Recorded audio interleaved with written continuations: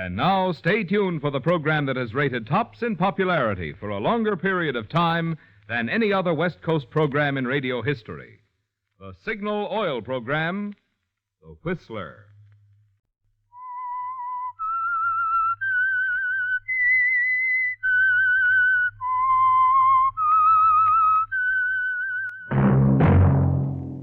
Signal, the famous Go Farther gasoline, invite you to sit back and enjoy another strange story by The Whistler.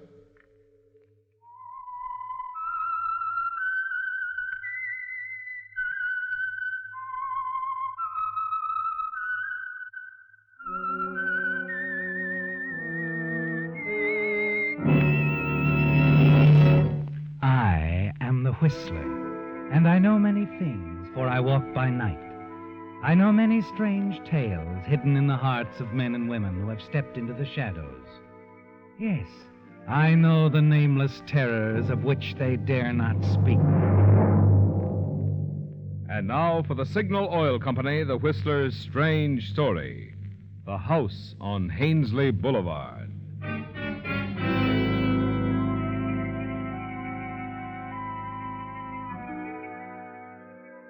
The old Hackett place on Hainsley Boulevard was a monument to the past, built by the very first of the Hacketts to arrive in California a good many years before. It clung now to its former grandeur with a sort of quiet, determined tenacity. But one evening shortly after midnight, the quiet of the neighborhood was suddenly shattered, the air torn with a startling cry. Fire! Fire!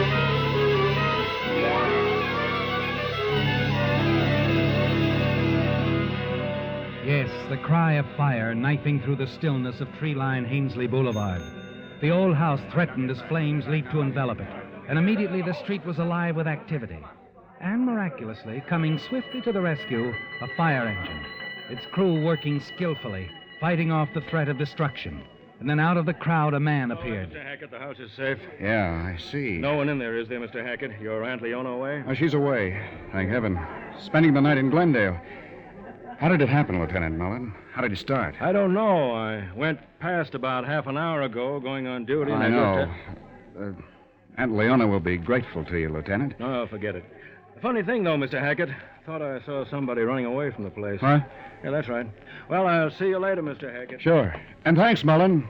I'd have been sick if anything had happened to the old place.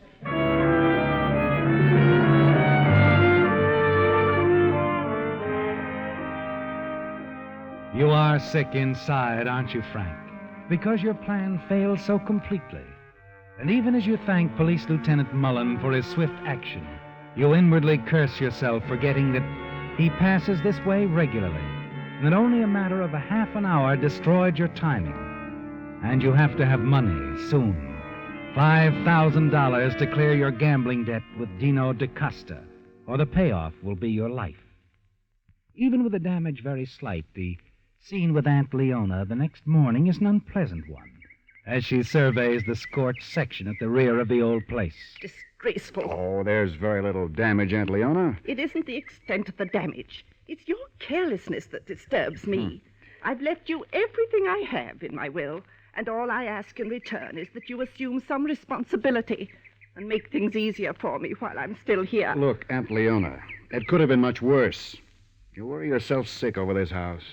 It's my home, isn't it? It's my home, too, Aunt Leona. Half mine, half yours, according to Cappy's will. And it'll be all yours when I die, along with everything else I have. But I'm not dead yet, Frank. Just the same, we ought to accept Mr. Fleming's offer to buy, if you ask me. No one's asking you.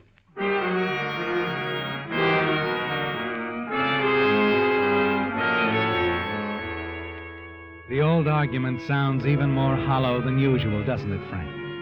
You're not getting anywhere with Aunt Leona, and you wish she were out of your way. You can't help thinking how pleasant your situation would be if something happened to her. You'd have everything you wanted. You could square yourself with Dino and have all you'd ever need besides. And there isn't much time, is there, Frank? Dino's given you 10 days. You can't stall much longer. Later that day, you seek out the only solace these last few months have offered. Adele Richards.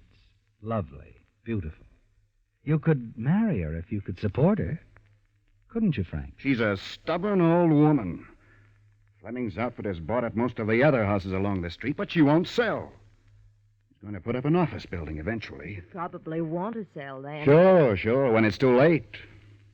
Old Cappy had the right idea.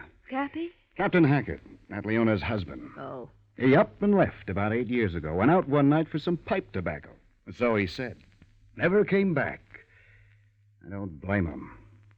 But then he had some money. He could afford to run. I can't. You want to run, Frank? From her and from that infernal old house, yes. From you, darling, never. Oh, Frank. Oh, great. Don't answer it. It's silly. I have to. Hello? Oh, yes. Yes, he's here. I'll call him. It's for you, Frank. It's Dina DaCosta. He knows you're here. Okay. Hello, Dino. I thought I might catch you at your girlfriend's. I was reading the papers, Frank. That was a dumb thing to do. What was? Setting fire to your house. You're nuts. No, Dino, you're wrong. I didn't do it. Sure you did, and it didn't work. Just wanted you to know that's a bum angle, Frank. I don't like it. What difference does it make to you what I do to settle with you? I don't like strings on anything that's mine. That $5,000 you owe me.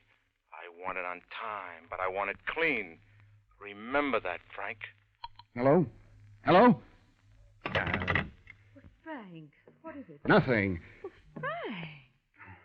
Frank. I'm sorry, honey. I've got a lot on my mind. Something to do with gambling and Dino DaCosta, that's obvious. What is it? It's... Well, might as well know. I'm into Dino for $5,000. Frank. I've got to get hold of the money some way. Oh, Frank, why don't you go to your aunt? Tell her everything. She'll She'll be able... blow her stack. You don't know Aunt Leona, Adele. If I did that, she'd cut me out of her will, everything.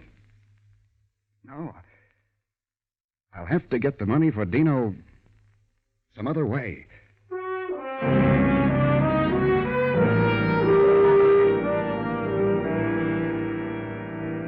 Yes, Frank, some other way. And the time is short, very short. It's ironic, isn't it? Old Hackett House isn't worth much to anybody except Aunt Leona and Mr. Fleming, who wants very much to buy it. You could settle your debt with Dino if she'd agree to take Mr. Fleming's offer. That night after Leona retires, you're groping for a solution when the phone rings. Hello. Mr. Hackett, John Fleming. Oh, yes, Mr. Fleming. Hope it's not too late to bother you, but about the house, have you talked it out with your aunt? Why, no. That is, I have talked to her, Mr. Fleming, and, well, she's weakening, but... Nothing definite yet, though. Nothing settled, eh? Well, no.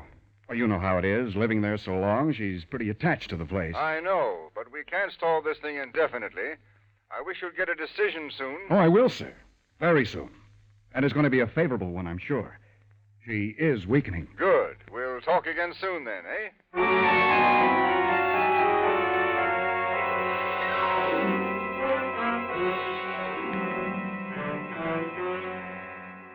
You wish it were true, don't you, Frank? That there was even a slight sign of Aunt Leona weakening in her stand against selling the house. The next morning, you decide to bring the subject up once more, when, as you step out into the yard, you hear voices raised angrily. Aunt Leona's voice, and the voice of old Bosun Pete, an old friend, former shipmate of Captain Hackett, who now does odd jobs about the place. This mess, my rose bed, my favorite rose bed.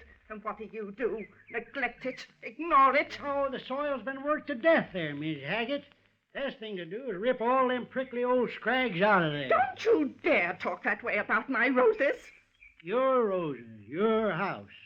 Did you ever think of anything of anybody else's? Like my patience? It wears mighty thin around you, miss. I want to tell you right here.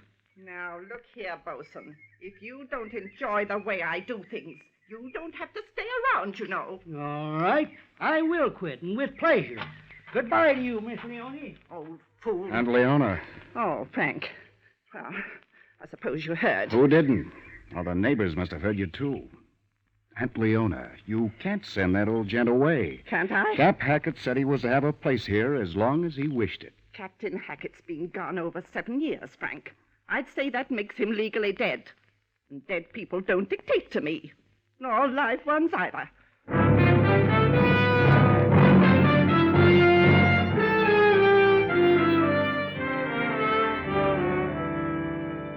Something in Aunt Leona's manner has suddenly set you to wondering if the rose bed might hold a grim secret of your aunt's, perhaps even the secret of her husband's strange disappearance, and you determined to find out.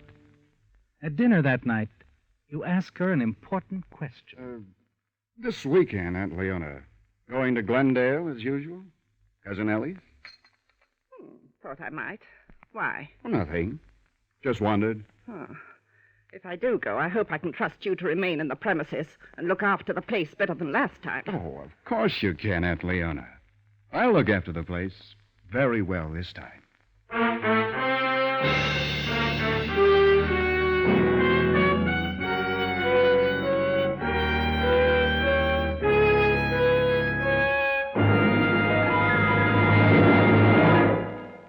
Tonight, I'm predicting again. This time, a sight you're going to see oftener and oftener as the days grow warmer. Overheated cars parked at the side of the road to let their steaming radiators cool off. To make sure this annoying occurrence doesn't mar your summer driving fun, Signal service stations are now ready to serve you with these useful little items to rejuvenate your cooling system. Radiator cleaner to remove clogging scale, sludge, and rust. Rust preventive to protect radiators of old cars or new ones from further corrosion. Radiator sealer that stops small leaks in a jiffy. Plus new fan belts and radiator hose in case yours need replacing. And these, mind you, are just 5 items from your Signal dealer's complete line of recognized quality motoring needs, which include Lee tires, nationally advertised brands of spark plugs and windshield wiper blades, plus many others. So when you drive into a Signal dealer's to fill up with the famous Go Farther gasoline, remember he's also headquarters for a complete line of fine accessories and services to help your car run better, look better, and last longer.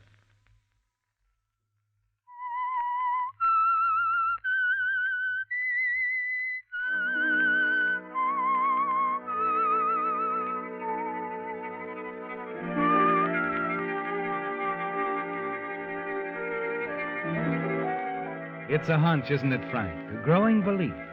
And quite possibly something that will help you considerably in your contest with Aunt Leona. It's far more than a test of individual wills, isn't it, Frank? The days are slipping by, and Dino DaCosta will collect your gambling debt with him one way or another.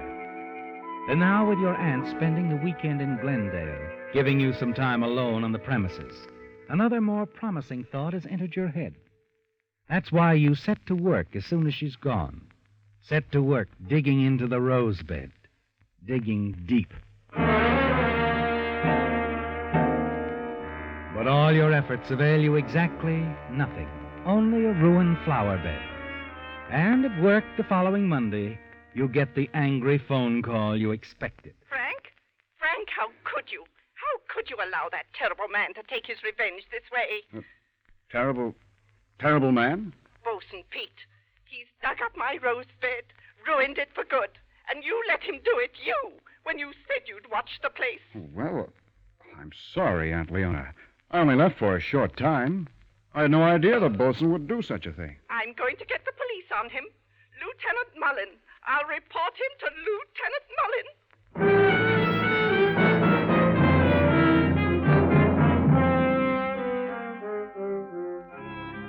That evening, as you sit on the front porch of Hackett House with Aunt Leona, you're a little hesitant to bring up the matter of Mr. Fleming's offer, aren't you, Frank? Yes, because you know she's still upset about the rose beds.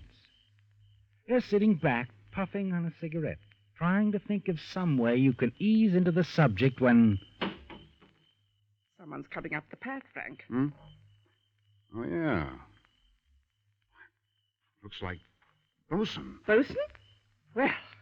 Well, I've got something to say to him. Now, take it easy, Aunt Leona. I'd say from the looks of that walk, he's had a few beers. Yeah, Hello, Frank. Miss Leone. Well, you have a nerve coming back, showing your face around here after what you've done. What are you talking about? I'm talking about your tearing up my rose beds. Me?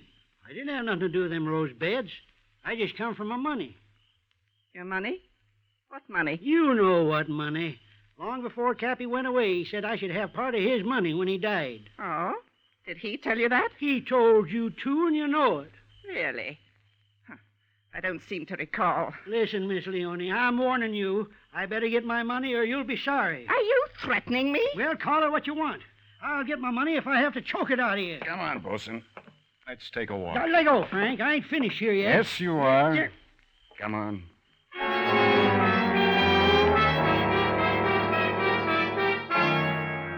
You lead him away, Frank, the bosun shouting threats. Walk him down the street for several blocks to calm him down. Then you leave him. You feel sorry for the bosun, don't you? But as you turn, start back for the house, he's quickly forgotten. You've other things in your mind. Dino, Aunt Leona, Adele. You haven't seen her in days, have you? Then as you reach the crest of the hill, sight Hackett House silhouetted against the sky, you stop. Suddenly an idea hits you. Wait a minute. Wait a minute. Sure. Why didn't I think of that before?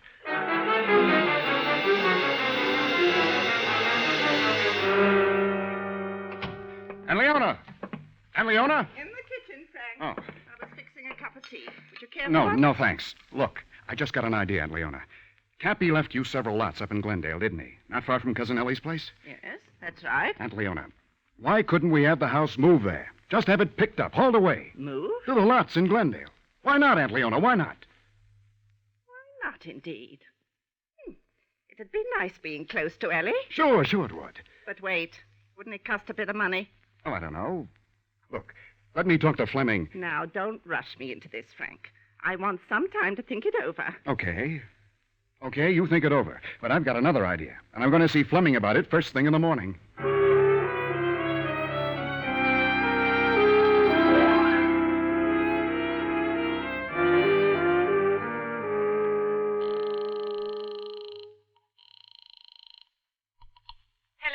Aunt Leona, I talked to Mr. Fleming this morning, and he called me back a few minutes ago.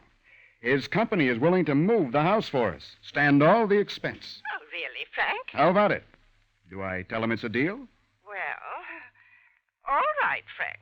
All right. Good. Now, listen, they're anxious to get on this thing right away, so you'd better scout around, see if you can find us another place to live for the time being. There's a cottage just round the corner from here and up the street. It's for rent. I saw it this morning. Check on it right away. I'll see you tonight, Aunt Leona.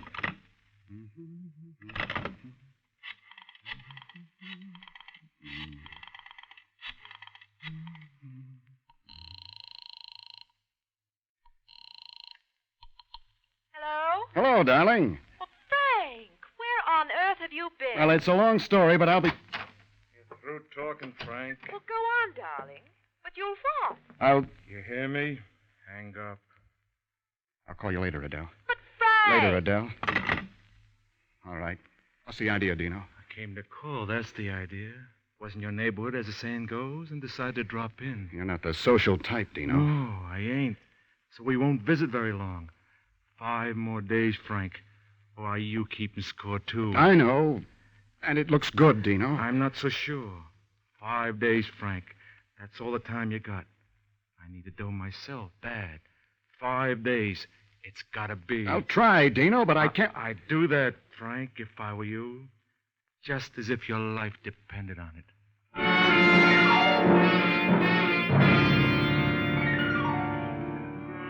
Dino means business, doesn't he, Frank?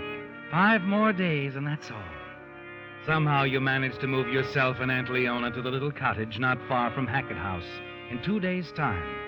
And then you go to Mr. Fleming's office to press for payment for your property. So, any time your company wants to start moving the house is fine with us. Good, my boy, good. I'll file for the moving permit right away.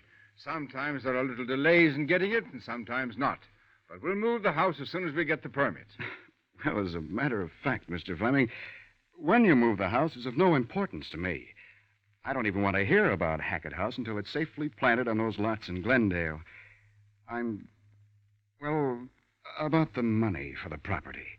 Since Aunt Leon and I own the property jointly, can we each receive a check for half the total amount? Perfectly agreeable with us, and I should say, if there's some rush about it, our accounting department could get the checks out for you right away. Oh, fine, Mr. Fleming, fine. There is some rush about it.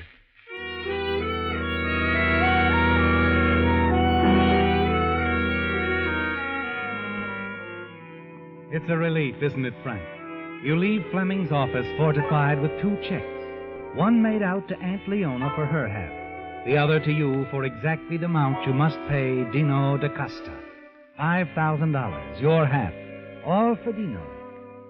You're glad you have the money for Dino.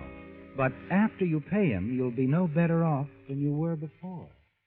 And now you know you'll never be. Unless something happens to your Aunt Leona. As you walk along the busy downtown street, you suddenly see an old friend right in front of you. Well, Bosun, how are you? Oh, hello, Frank.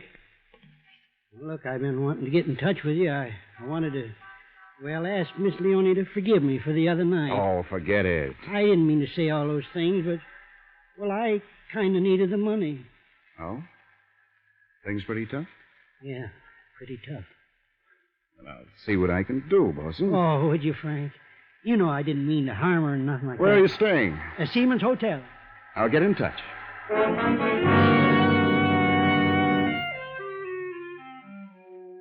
You watch Bosun as he turns away, disappears into the noonday crowd. Now you know what you're going to do, don't you, Frank?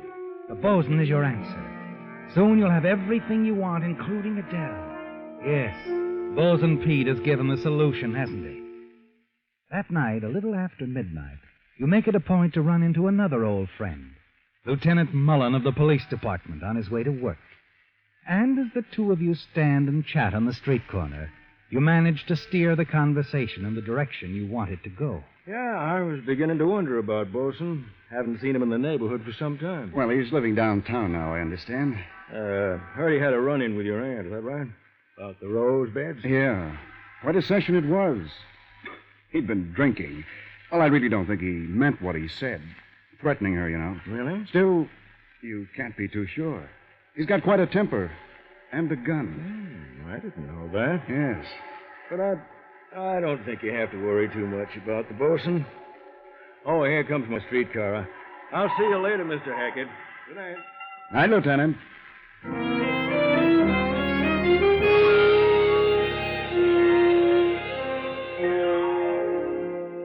You're pleased, aren't you, Frank? Satisfied with your meeting with Lieutenant Mullen. The following afternoon, you phone the Seaman's Hotel. Ask Bosun to pick you up that night, drive you out to the cottage. You've made a decision, haven't you, Frank? Set your plan into motion. Your debt with Dino will be settled. And when it's all over, you won't have to share the money from the sale of Hackett House with anyone. And you'll have all your Aunt Leona's money besides. Late that night, you're waiting on a quiet side street for Bosun to pick you up. And finally, he rounds the corner and pulls up at the curb. Hello, Frank. Right on time, Bosun. Yeah. Shouldn't want to keep Leona waiting, you know. Sure she'll be up this late? Seems like a funny time of night. Oh, you're wrong, Bosun. The time's perfect. Just perfect for this.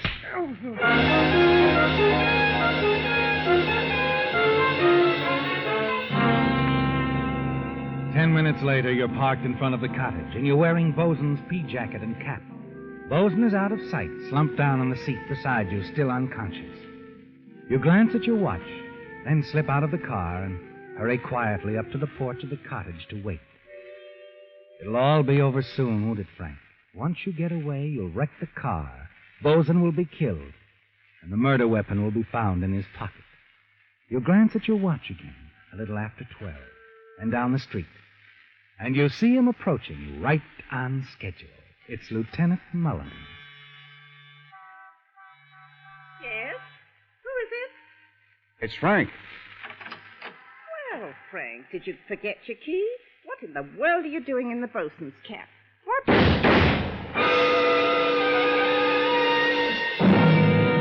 As your Aunt Leona slumps to the floor, you whirl, run back to the car, jump inside. Through the rear view mirror, you can see Lieutenant Mullen running towards you. And as you put the car in gear, you let the bosun's cap fall to the street. Bye-bye, Lieutenant. And thanks. Thanks for being right on time.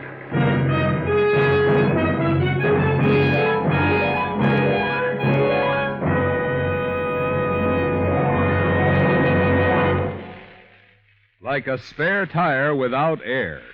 That's just how much good an oil filter does your car when the filter cartridge inside is filled up with sludge and goo.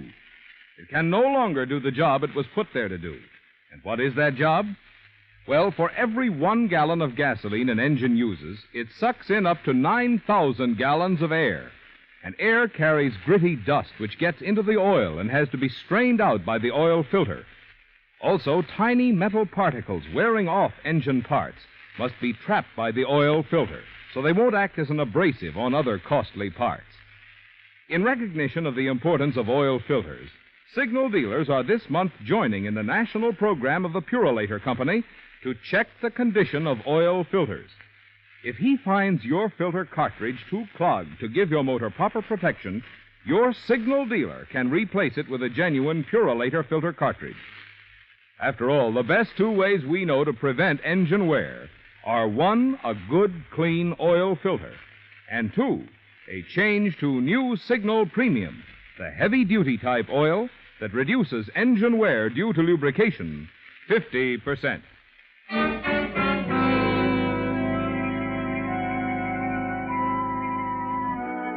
A crowd had gathered in the usually quiet side street on the fringe of downtown Los Angeles. Spoke in excited whispers, stared at the body on the sidewalk. A few feet away, Lieutenant Mullen stood by, puffing slowly on a cigarette, and his face wore a puzzled frown. Then another officer pushed his way through the crowd and joined him. This one dead, Lieutenant? Yeah. Name's Frank Hackett. You killed the old lady back there at the cottage? Uh-huh. Tried to make it look like Bosun did it. Bosun? The man over there in the Essex. How's he doing? Oh, he's finally coming around. How'd you nail this Hackett fellow? Saw him run out of the cottage his aunt had rented after I heard the shots. Thought at first it was Bosun the way he was dressed. I took off after him. I never caught him either, except that after he turned the corner, he had to abandon the car and go out on foot. That's when my bullet nailed him. Something go wrong with his car? No, the street was blocked. Blocked? Yeah. The movers were hauling a house away. It blocked the whole street. Hackett here couldn't drive the car around it. Funny thing, too. It was his home they were moving. Hackett House.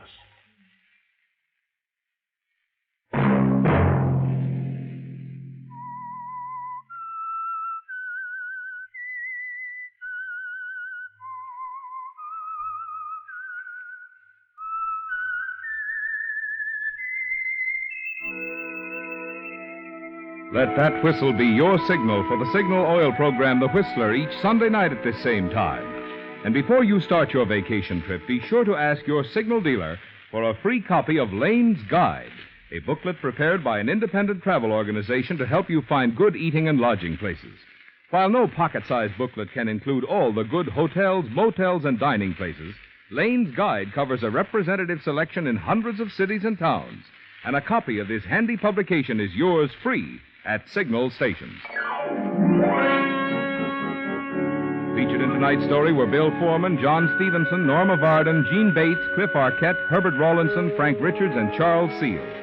The Whistler was produced and directed by George W. Allen, with story by Adrian John Doe, music by Wilbur Hatch, and was transmitted to our troops overseas by the Armed Forces Radio Service.